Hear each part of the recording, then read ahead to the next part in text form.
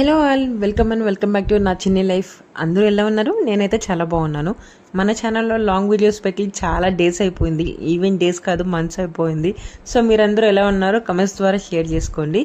నాకు ఫైనలీ చాలా long break వచ్చిందనమాట ఆఫీస్ నుంచి. సో ఇంటికైతే వచ్చాను. లాస్ట్ 3 వీక్స్ నుంచి ఇంట్లోనే ఉన్నాను.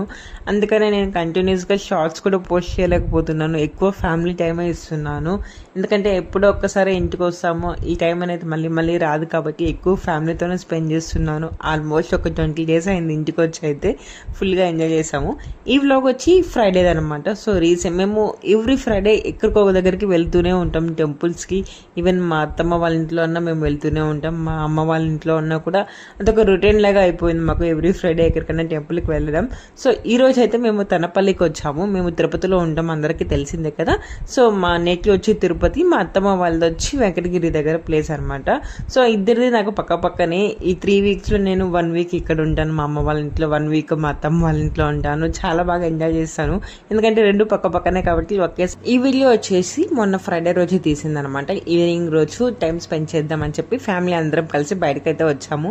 రేర్గా వస్తారు మా డాడీ. ఇప్పుడు 10th ఎగ్జామ్స్, ఆ రోజు మా నాన్న ఎగ్జామ్ అయిపోయింది అనమాట. మా నాన్న సైన్స్ టీచర్, NS ఎగ్జామ్ అయిపోయింది. ఇంకా సోషల్ ఎగ్జామ్కి 3 డేస్ గ్యాప్ ఉంది కదా అని చెప్పి మేమే పిలిచాం. నాన్న మేము ఉన్నప్పుడు ఎప్పుడు ఎక్కడికి రారు, అసలు స్కూల్ అని చెప్పి అక్కడే ఉంటారు. మేము రిక్వెస్ట్ చేస్తే ఇంకా బయటకు వచ్చారనమాట. ఒక 3-4 అవర్స్ అయితే బాగా ఎంజాయ్ చేసాం.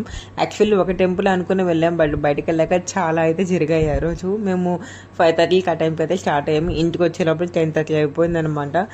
మేము బయటకు వచ్చిన ప్లాన్ అయితే ఒకలమాత టెంపుల్కి వెళ్దామని చెప్పి. రీసెంట్గా అయితే అది బాగా డెవలప్ అయింది కదా తిరుపతిలో, అందరికీ తెలిసిందే. నేనైతే ఎప్పుడు విజిట్ అవ్వలేదు తిరుపతిలో ఉండి కూడా.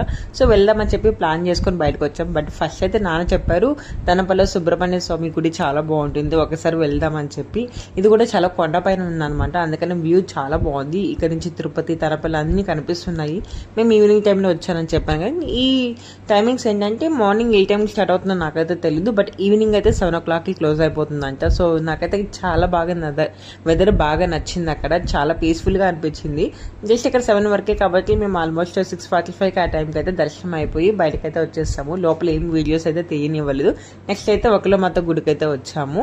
ఇక్కడైతే వ్యూ చాలా బాగుంది. ఇది ఏంటంటే టీటీడీ వాళ్ళు తీసుకున్నారు కాబట్టి బాగా డెవలప్మెంట్ చేస్తున్నారు. తిరుమలలో ఎలా ఉంటుందో డెవలప్మెంట్ మొత్తం అలానే చేస్తున్నారు అనమాట. ఇంకా ఈవినింగ్ టైంలో వచ్చాము కాబట్టి ఎక్కువ ఫొటోస్ కానీ వీడియోస్ కానీ అంతలా తీసుకోలేము. చీకట్లో కొంచెం ఎక్కువ బాగా రావు కదా. మార్నింగ్ టైంలో వస్తే ఎండ వచ్చేస్తుంది. అస్సలు ఈ సమ్మర్కి మా వల్ల కావట్లేదు. బెంగళూరులో వెదర్కి అలవాటు పడిపోయి ఇక్కడ కొంచెం కష్టంగానే ఉంది. బట్ 3 వీక్స్ అయిపోయింది కాబట్టి ఇప్పుడు అలవాటు అయిపోయింది. చాలా బాగుంది అనమాట. ఇది మీరు ఎవరైనా తిరుపతిలో ఉన్న వాళ్ళు విజిట్ కాకపోయినా, లేకపోతే బయట వాళ్ళు చాలామంది తిరుమల చూడడానికి వస్తూ ఉంటారు కదా, ఇది చాలా అంటే చాలా ఫేమస్ అయిపోయింది ఇప్పుడు. ఇదేంటంటే వెంకటేశ్వర స్వామి ఉన్నారు కదా, వాళ్ళ అమ్మ అన్నమాట ఇక్కడ ఉండేది ఒకలమాత. సో అందుకని చెప్పి ఆ పేరు వచ్చింది. అమ్మగారి పేరే ఒకలమాత అమ్మగారు. సో టెంపుల్ అయితే చాలా బాగుంది, పీస్ఫుల్గా అనిపిస్తుంది. ఇది కూడా కొండపైనే ఉందన్నమాట. ఇవాళ మేము విజిట్ అయిన 2 ప్లేసెస్ కూడా కొండపైనే ఉన్నాయి. ఇంకా నాన్నకి కొంచెం కాళ్ళ నొప్పులు ఉన్నాయి, నిదానంగా స్లోగా ఎక్కుతున్నాం అనమాట. చాలా బాగుంది వెదర్ అయితే, అస్సలు చెప్పలేమన్నమాట.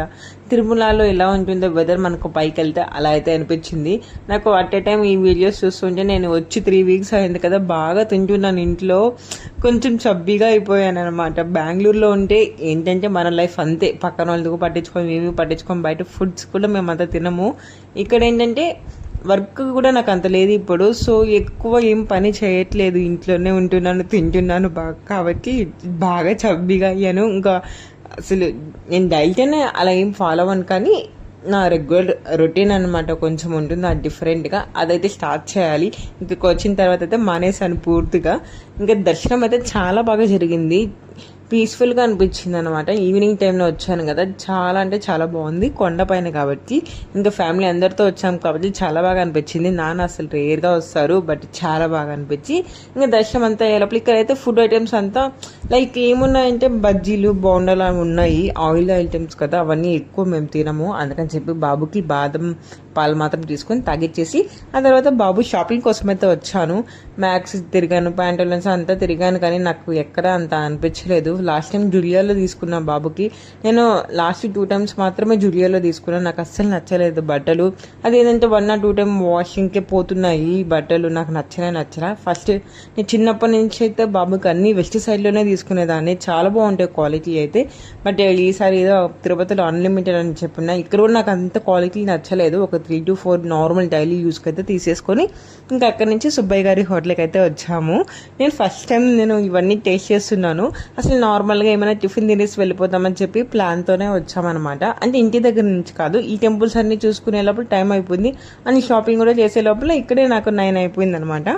ఇంకా అమ్మ అనుకుని ఇంటికి పోయి మళ్ళీ దోశ పోసుకోవాలి, అందరం ఏమైనా తినేసి వెళ్ళిపోదాం అనగానే ఇంకా మా చెల్లి ఎత్తింది, అక్క మనం రీల్స్లో ఎక్కువ చూస్తూ ఉంటాం కదా సుబ్బయ్య గారి హోటల్, ఒకసారి వెళ్దామా అన్నారు. ఇంకా అన్నగానే మా నాన్న తీసుకొని వెళ్ళిపోయారు అందరినీ. ఇక్కడైతే రాగానే నాకు బాగా నచ్చింది.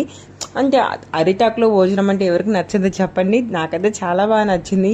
ఓన్లీ పండుగలు అప్పుడే తింటాం కదా, ఇలాంటి టైంలో అయితే అసలు ఇక్కడికి వెళ్ళక కూడా వాళ్ళు మెనూని అడిగాను. నేను డైరెక్ట్గా మీల్స్ అనేది నేను ఎక్కువ ప్రిఫర్ చేయను అసలు బయటికి వెళ్తే.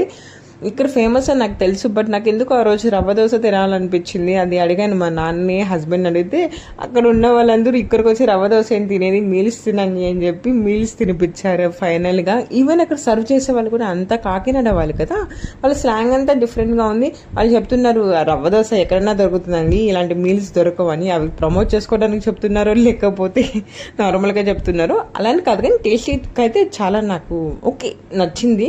బట్ ప్రైస్ కొంచెం నాకు ఎక్స్పెన్సివ్గా అనిపించింది. ఆల్మోస్ట్ 275 రూపీస్ పడింది పర్ ఒక్కొక్కరికి. 1400 పెట్టి మీల్స్ తినాలని అనిపించింది 5 మెంబర్స్కి. బట్ ఓకే, ఇప్పుడు ఒకసారి కాబట్టి టేస్ట్ చేయడం బాగానే అనిపించింది. ఇక్కడ ఏంటంటే కొంచెం డిఫరెంట్గా అనిపించింది. ఇప్పుడు బిర్యానీ పెట్టారనుకుని దానికి సంబంధించి ఒక కర్రీ పెడుతున్నారు, పులిహోర పెడితే దానికి సంబంధించి ఒక కర్రీ పెడుతున్నారు, అది కలుపుకొని తినండి అని. అండ్ వడ కర్రీ కూడా పెట్టారు.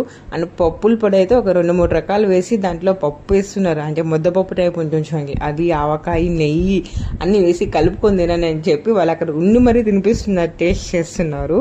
సో మా నాన్న అయితే కొంచెం తొందరగా క్లోజ్ చేశారు. అండ్ మా చెల్లి మా అమ్మ అయితే అసలు చాలా తక్కువ తింటారు.